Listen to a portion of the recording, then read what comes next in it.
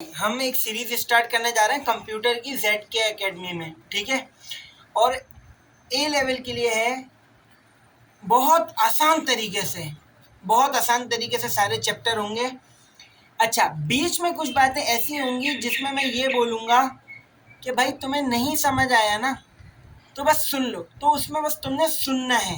बात समझ आ गई? इस बात का ख्याल रखना और तुम्हें ज़बरदस्त तरीके से होता चला जाएगा, सारा चैप्टर ज़बरदस्त याद हो जाएगा।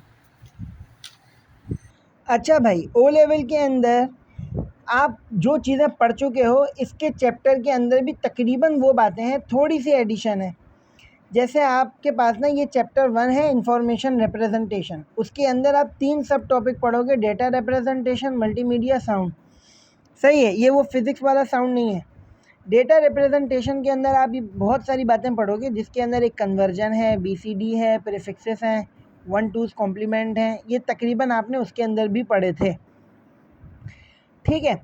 अभी हम इसकी बेसिक से स्टार्ट करेंगे और स्पीड से भी लेके चलेंगे। जिसको जो बात नहीं समझ आए वो मुझसे पूछ ले, परमिशन है, ठीक है। डिस्क्रिप्शन में नंबर दिया हुआ है। आपको पता है कि बाइनरी नंबर्स वो नंबर होते हैं जिसमें सिर्फ 0 और 1 आता है, सही है। 0, 1, 10 में भी देखो सिर्फ 1 और 0 आ रहा है ना, तो ये बाइनरी नंबर होगा। अब मैं एक रैंडम नंबर लिख रहा हूँ 10100001, तो ये भी एक बाइनरी नंबर है, ठीक है। ये बात आपको पता थी।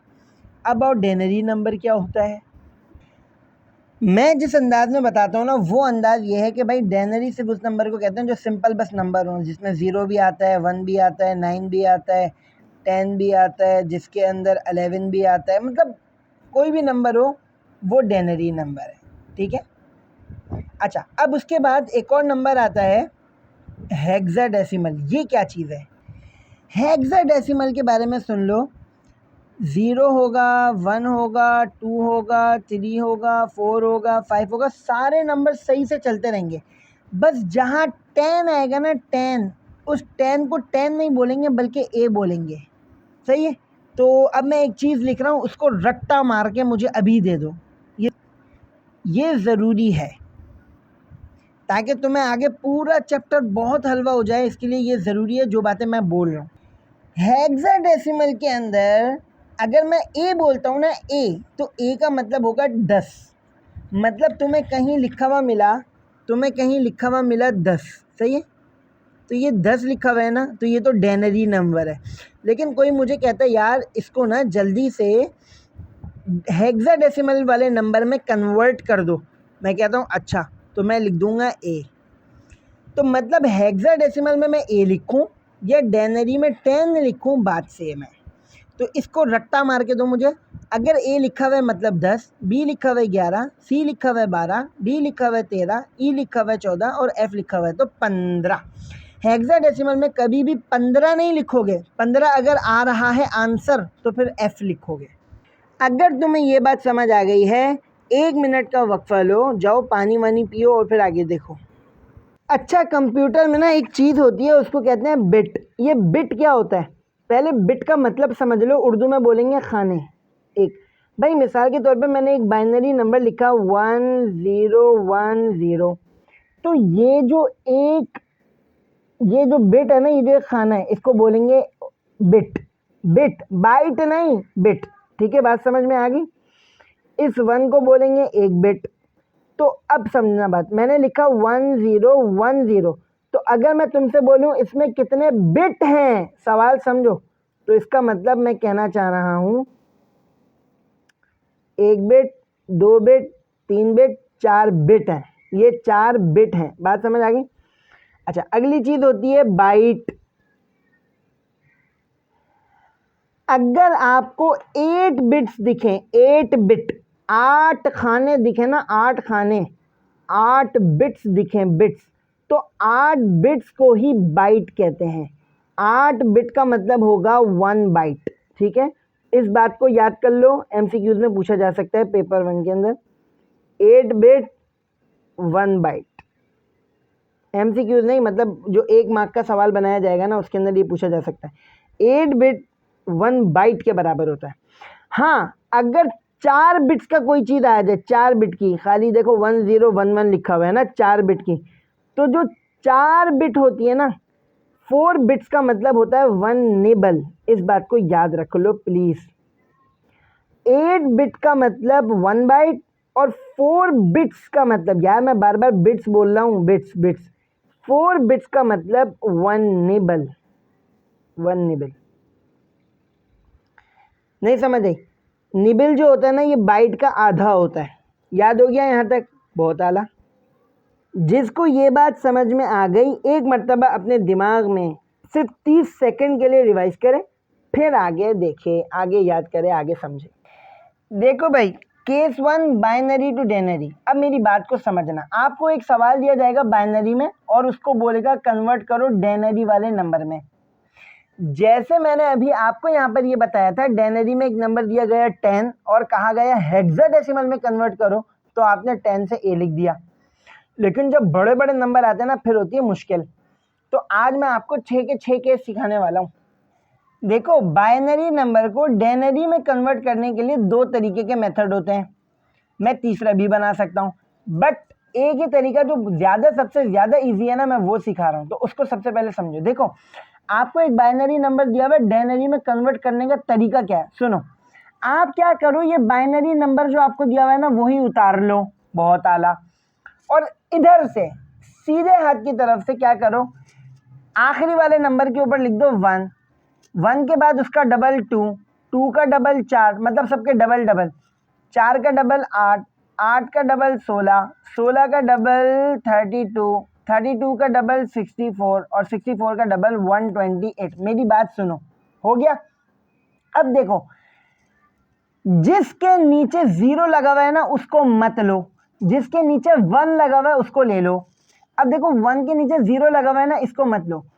2 के नीचे 1 लगा हुआ है तो इस 2 को ले लो। 4 के नीचे 0 लगा हुआ है, मत लो। 8 के नीचे 1 लगा हुआ है तो इसको भी ले लो। 16 के नीचे 0 लगा हुआ है, मत लो। 32 के नीचे 1 लगा हुआ है, इसको भी ले लो। 64 के नीचे 0 है, मत लो। 128 के नीचे 0 है, मत लो। अब क्या करो, 32 में ये 8 जमा करो, 40 में ये 2 जमा करो, 42।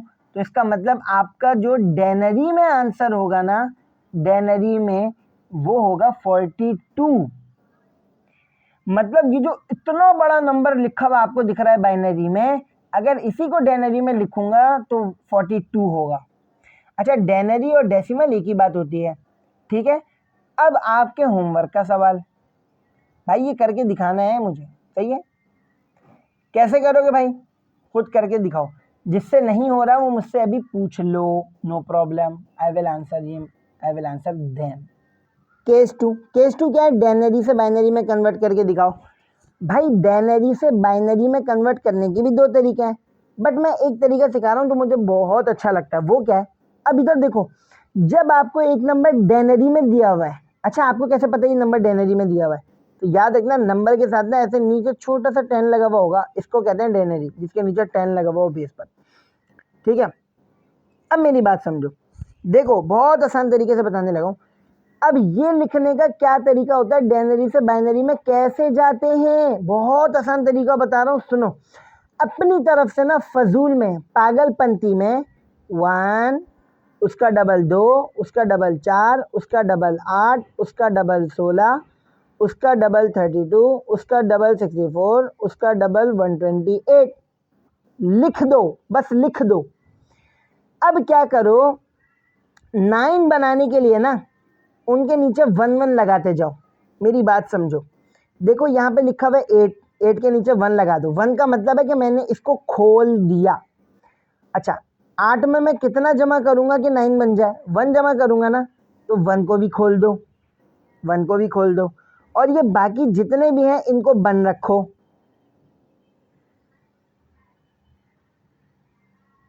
बस ये रहा, ये आपका बाइनरी में आंसर आ गया। ये जो आपने निकाला है ना, ये आपका बाइनरी में आंसर आ गया। ये तरीका है, बस बिल्कुल आसान सा तरीका है। कोई मुश्किल हो तो बता दो भाई मुझे। सही है, बात समझ में आ गई है? इस वाले को करके दिखाओ, खुद करके दिखाना है। चलो मैं कर देता हूँ ये वाला। अपनी तरफ से 1 लिखो, 1 का डबल 2, 2 का डबल 4, 4 का डबल 8, 8 का डबल 16, 16 का डबल 32, 32 का डबल 64, 64 का डबल 128। भाई सही है।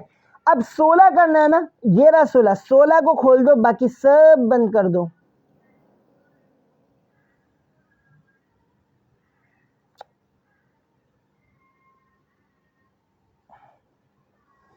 तो ये जो दिख रहा है 10,000, यही बाइनरी में, मतलब 16 को जब आप बाइनरी में लिखोगे 10000 ऐसे लिखोगे। कितना आसान तरीका है ना, बस अपने तवज्जो से करना है। जैसे 42 जब लिख रहे होगे ना, तो 32 को खोलना, 32 के बाद भी कुछ ऐसा होगा तुम उसको खोलते चले जाओ, आपका 42 आंसर बन जाएगा। करके दिखाओ जल्दी। ये था आपका केस नंबर 2। केस नंबर 1 में क्या था, आपको बाइनरी नंबर दिया हुआ है, पहले बाइनरी नंबर लिख दो, फिर उसके ऊपर 1 2 4 8 16 32 64 और 128 लगा दो। यहाँ पे क्या है, पहले 1 2 4 8 लिख दो, उसके नीचे बस उसको ओपन करते चले जाओ। ठीक है, बात समझ में आ गई है? आगे देखो भाई, अगला लेक्चर भी अभी देख लो, इसी का ही साथी है।